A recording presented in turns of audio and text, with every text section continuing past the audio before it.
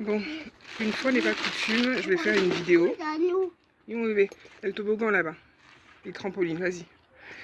Donc je vais faire une vidéo pour lancer une alerte. En général, je l'ai fait à l'écrit. Mais bon, les gens ne lisent pas. Ils sont plus intéressés par l'image. Donc, et aussi, bon, la facilité, clairement, il faut dire ce qu'il y a. Hein. Bon, bah, on va jouer le jeu. J'aime pas ça du tout, mais bon, on va jouer le jeu puisqu'il le faut. Alors, j'alerte souvent sur une thématique de santé publique qui concerne en fait des agressions électromagnétiques intentionnelles. On les appelle aussi les agrémies, A-G-R-E-M-I. Ce sont des agressions qui se font à distance par le biais d'armes à énergie dirigée. Elles se font dans la plus grande confidentialité. Les gens ne sont pas informés de leur existence. Ce sont des armes, en fait, ce sont des armes classées secret défense, utilisées le plus souvent dans le cadre militaire. Et comme toujours, en fait, elles circulent dans les circuits informels, criminels également. On les utilise notamment dans le domaine de l'immobilier pour déloger les gens. Ouais, dans les zones en fait où il y a une forte gentrification, par exemple. Des hommes les utilisent à l'encontre de leur ex-épouse pour obtenir en fait des droits qu'ils n'auraient pas eu via les tribunaux. Ce sont donc des circuits informels en fait. Et il y a un décalage entre la technologie et le droit. Et ils profitent de ce vide juridique pour pouvoir asseoir leur domination sur des victimes, des cibles. J'aime pas trop le mot victime, on va dire cible. Et je suis une de ces cibles. Je ne sais pas les raisons pour lesquelles j'ai été ciblée. Mais j'ai rejoint plusieurs associations et j'ai également créé un blog et une chaîne YouTube où j'expose un petit peu les agressions dont je fais l'objet.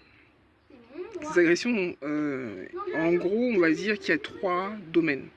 Le premier, donc, c'est les agressions électromagnétiques qui portent sur des armes furtives. Vous avez peut-être déjà entendu parler en fait des attaques qu'il y a eu à Cuba sur des diplomates américains. Ben voilà, on subit le même genre d'attaque en 2018, c'est en 2018 à Cuba. Donc nous autres personnes ciblées subissons le même genre d'attaque. Sauf qu'une omerta en fait pèse dessus. D'ailleurs, on a très peu parlé en fait de ce qui s'est passé à Cuba. Aujourd'hui encore, on n'en parle pas. Aucun journaliste n'a lancé d'enquête dessus. C'est quand même assez incroyable. Alors que c'était quand même pas rien, quoi. Mais voilà, c'est passé à la trappe. Donc il y a vraiment une forte omerta dessus. Ensuite, qu'est-ce qu'il y a d'autre? Il y a un déni de justice. Et les plaintes déposées sont classées. Parfois, on les prend même pas. Et il y a un délit de droit également au niveau de la justice. Il n'y a rien qui suit, quoi. Les plaintes sont classées, les procureurs n'enquêtent pas dessus. Moi, lorsque je vais à Bobigny, on me dit de moi que je suis connue ironiquement. Hein. Notez ma couleur, hein, que je suis connue comme le loup blanc. Voilà. Voilà ce qu'ils disent.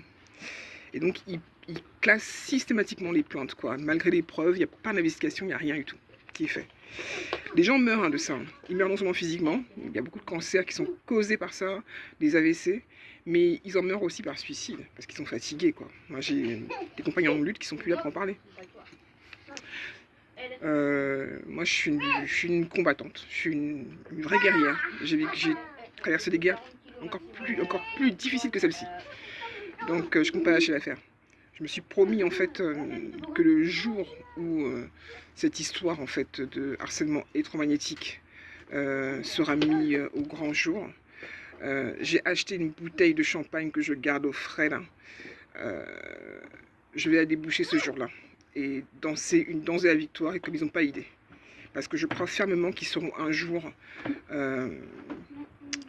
leur exaction sera un jour mise en lumière et on considérera ces crimes comme ils sont, c'est-à-dire des crimes contre l'humanité.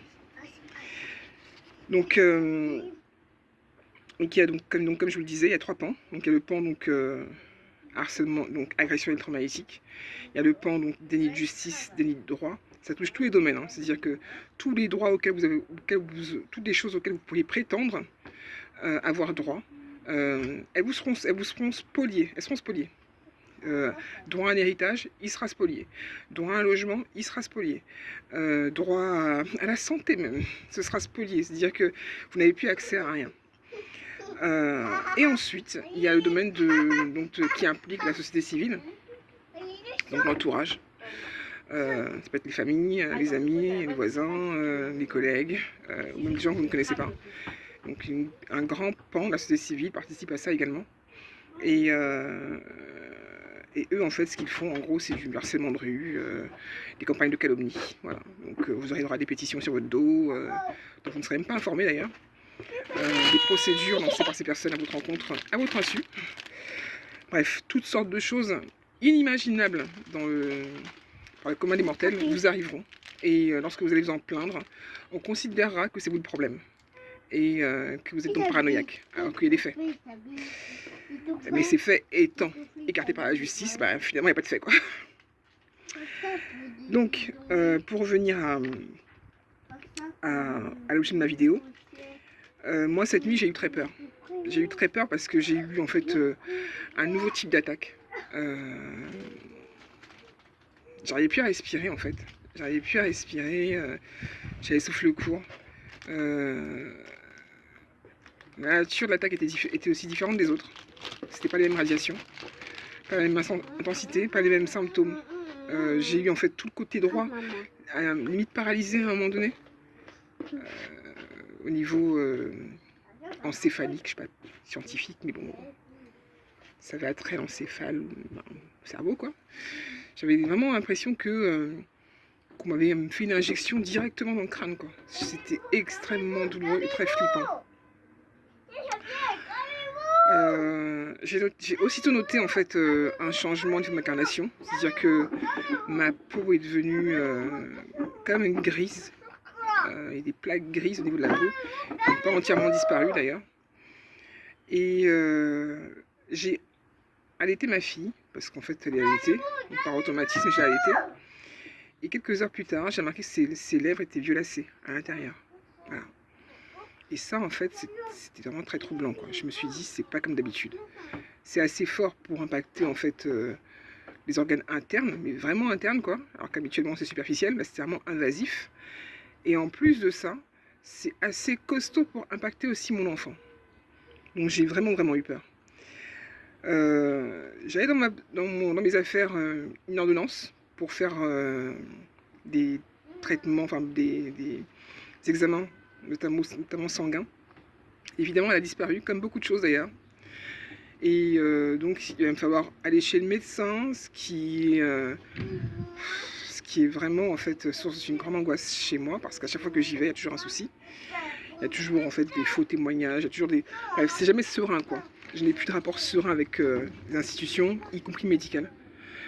Et lorsque j'y vais, je suis obligée de m'enregistrer pour être certaine que je ne ferai pas l'objet de calomnie et de faux témoignages par la suite. Donc là, je vais devoir y aller. J'avais demandé cette ordonnance afin de ne pas retourner de sitôt chez le médecin parce que j'ai plutôt une bonne constitution. Mais là, non, il va falloir que j'y retourne pour avoir une ordonnance, pour pouvoir faire des examens sanguins. L'ordonnance était dans mon sac, elle était encore il y a 2 jours. Elle a été volée. Elle a été volée juste avant cette attaque. Donc pour moi, c'est vraiment en fait la preuve d'une préméditation quoi. Ils l'ont pris, je pense que le but c'est de dégrader la santé de la cible sans qu'elle puisse en fait faire des examens prouvant qu'il y a eu en fait une dégradation rapide et inexpliquée.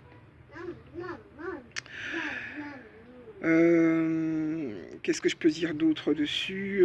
Oui voilà, donc le but en fait de ceci c'est l'élimination sociale de la cible, c'est la placer en psychiatrie, la pousser en fait, la décrédibiliser totalement, de manière à ce que les attaques et les nombreux délits et crimes dont elles font l'objet passe inaperçue, puisque sa parole sera discréditée.